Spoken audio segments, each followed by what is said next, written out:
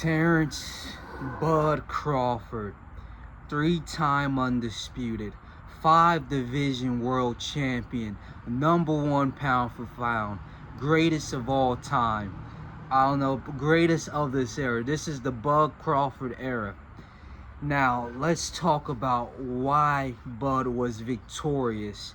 Despite everybody kind of being against him, they were trying to take away from his accomplishments, his resume, saying he fought nobodies. They were trying to say he didn't have the power to be in the ring with Canelo Alvarez. They were trying to say he was too small, and not only that, he just didn't have the skills nor the technique to contend with a pound-for-pound Canelo Alvarez, who fought all of these magnificent fighters. And then he just proved them all wrong. Got all the haters, all the doubters out the way, and dominated completely. And I have like 3 points on why Canelo lost, but why Crawford remained victorious, undefeated, 42-0. And number one, I think it's the most vital reason he won, is distance and movement. Canelo legs definitely look off towards the end of the rounds, but throughout the entire fight, he didn't really have the footwork to contend with Crawford, where we thought it was the opposite, that Crawford wasn't good enough. It was clear that Canelo Alvarez wasn't good enough. Canelo's overthrowing every shot. He's just leading with a hook, and then he wasn't off balance, but towards 9, 10, 11, 12, he was definitely starting to get off his feet. But Crawford, on the other hand, was completely balanced, perfectionist, technical masterclass in footwork. He kept the distance, he controlled the range.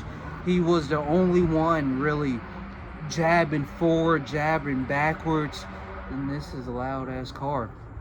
But he was the only one mastering the range, and that led to him also leading in activity throughout all 12 rounds, where Canelo's trying to throw these power shots, lead with single shots, and you have Crawford throwing back-to-back combinations.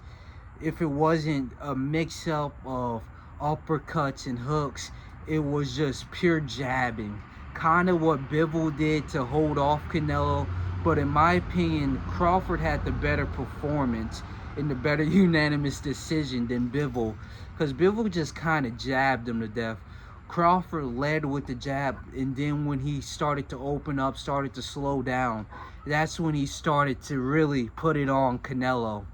But mainly, it was the combination punches and leading in activity that controlled Canelo throughout all 12 rounds, where Canelo couldn't really get off like he wanted to, where Canelo's just still trying to not adjust, but still just trying to knock Crawford out. Crawford's not allowing that. He's controlling the range. He's going in and out, and then he's leading with combinations when Canelo's just trying to wait for a power counter. Nothing was landing for Canelo, and Crawford was landing all night. Constant activity from Bud. And then in the third reason that overall won the fight and probably surprised everyone in the venue is Crawford's cardio. Despite being the smaller man, jumping up 2 pounds, I said 2 pounds, 2 weight divisions, and sort of having to stack on all of that weight to contend with Canelo Alvarez. Despite all of that, he was the one holding his cardio, and this surprised me, because not only was he the one with the most cardio, most endurance, he was still there throwing in the 12th round, where you had Canelo Alvarez on Bambi legs. He can barely stand up, go toe-to-toe with the King Crawford.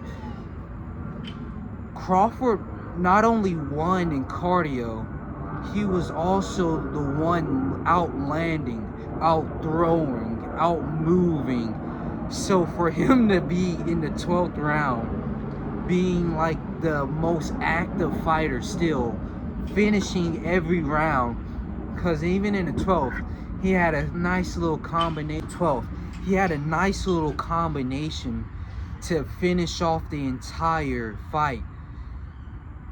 He stayed at 100%, not draining out at all.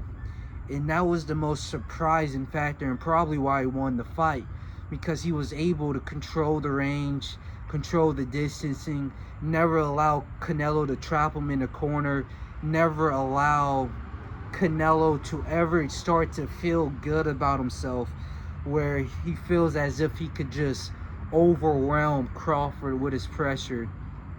He was able to keep up the punching combinations and whatnot, but it was his cardio that I believe won this fight.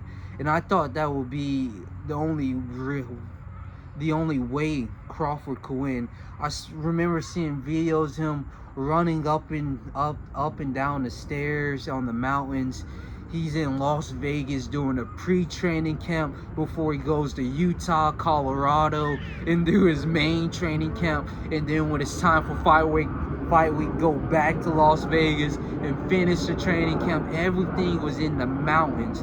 Everything was for cardio in this fight. And clearly he was smarter than us, because we all believed that he needed all this size, all this weight, all this power.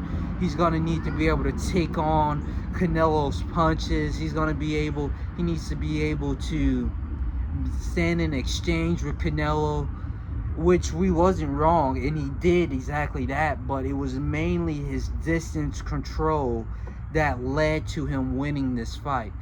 So that's pretty much all the reasons, all the factors that led into Bud Crawford remaining the dominant champion that he really always has been. But for this fight, let me wait for these cars. But for this fight, it was significant because he doesn't have a win on his resume anything close to Canelo Alvarez, where on the other hand we can say Canelo Alvarez has fought Triple G, Floyd Mayweather, Billy Joe Saunders, which isn't really that significant, but it's just the size to be able to go in the ring and fight that guy, take on that risk. It was just like grandiose. I don't know how to put it in words, but he's just fought all these huge giants where when we was watching, it was like nobody beats Canelo. And then Crawford shows being the smaller man. It's all skill, it's all technique. Even when Canelo was winning, it was all skill, it was all technique. And he showed that he prevailed, reigning undisputed, 3-time world champion. And now, what else can you say? He said, after I beat Canelo, what they gonna say? I got nothing to say.